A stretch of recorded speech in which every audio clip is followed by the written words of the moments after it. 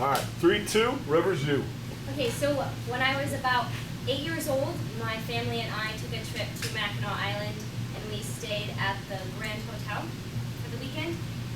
And my dad and I were like taking a tour and exploring the hotel, and we happened upon this girl who's playing a harp concert in the middle of the lobby. And me and my dad both have music is like really important to us, and it's like something that we bond over. And we sat there and listened for over half an hour to almost an hour. And it was the most beautiful music that I have ever heard. And I told him that I for sure wanted to learn how to play that, or at least be able to know how to play that and own one. And he took it to heart. And so a couple of years later, I got a suspiciously big present under the Christmas tree, which I actually knew what it was already because I had peeked onto their laptop, my dad's computer, and well, I wasn't looking for it, but I was like watching a music video or doing homework or something, and I saw it, and so I didn't tell anybody, and I just was acted really surprised when I got it. But it took a little while because I didn't know how to tune it at first, so I just played around on it, and it sounded really out of tune and terrible. But since then, I have gone to quite a few workshops, and I have taken lessons from a really nice lady. She used to live in Lakeview, but she moved a while ago down south. However, like in the time I was taking lessons, I was able to learn a little bit of the basic information and the basic concepts of playing harp. And so pretty much after that, since I have a background in reading music, it was easy for me to teach myself some stuff. So I'm going to teach you a few of the basic elements of playing the harp. The first being tuning the harp. Second is like the position and how you hold it, and like what kind of technique you use, and then some simple chords. So the first one is tuning, and I actually have my this. It looks like this.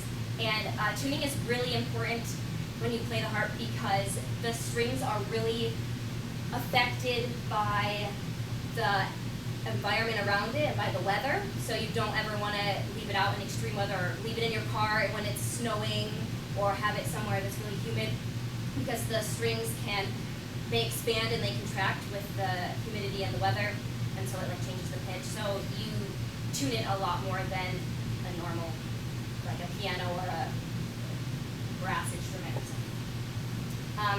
This side, right here, is where you use to tune it.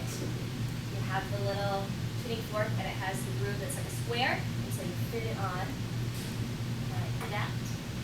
And I have a tuner on my, like a tuning app on my phone that I use, but also you can use the piano, and you turn it right to tighten the string and make the pitch higher, or left to loosen it and make it lower. And so you just like pluck the string, and then you hold the app up to it and twist the knob to make it higher or lower.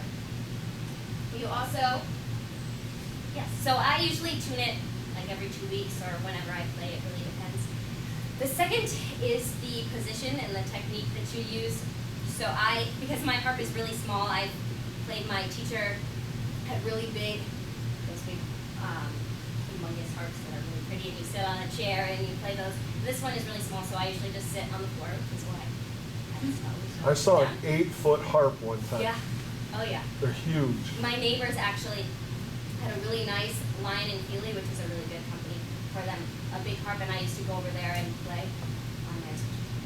So I sit on the floor and usually hold it kind of on my lap or in between my legs.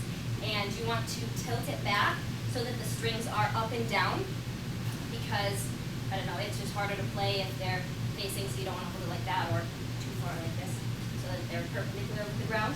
And you want to play in the middle of the strings, so not the top and not the bottom, so that the sound is more clear and prettier.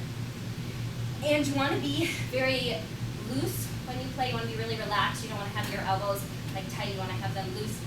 And so what I do to remember my hand position is I just take my hands and then I just shake them out, and I leave them like this, and then I just position them like this, and you when you play, when you strum the harp, you want to move your hands in and towards your palm instead of plucking, because it sounds really weird. So you just do like towards your palm. I don't know if you can see that. And it makes it sound clearer and it makes it flow together. So you're kind of plucking at the strings instead of strumming them across? No, it's more strumming instead of plucking. Like plucking Okay. is when you Yeah. go like that, and Okay. strumming is more of like a fluid moment or movement. Okay, so that is how you hold it, and it's in Chinese. And so I thought I'd play a few chords to kind of show like what it sounds like, I guess. I chose to show you Twinkle Twinkle Little Star because it is a classic, a beautiful song. So if you wanted to play it, the harp is very similar to a piano, which is why it was easy for me to catch on because I had some background with that.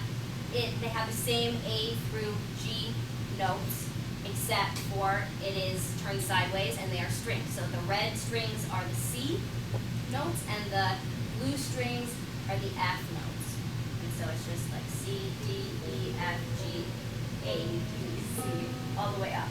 And these levers right here, they can make the note sharp or flat, which is basically just changing the note a little bit, making it a little bit higher without changing it entirely. So like a normal note would sound like that, and then a C sharp, so it's a C, and then a C sharp would sound like that. It's a little bit different. And Twinkle Twinkle Little Star is basically just C, C, G, G, A, G, then F, F, oops, F, F, D, no, E, E, D, D, C. And so if you're playing a chord, it would be more like, and then, oops, it would be,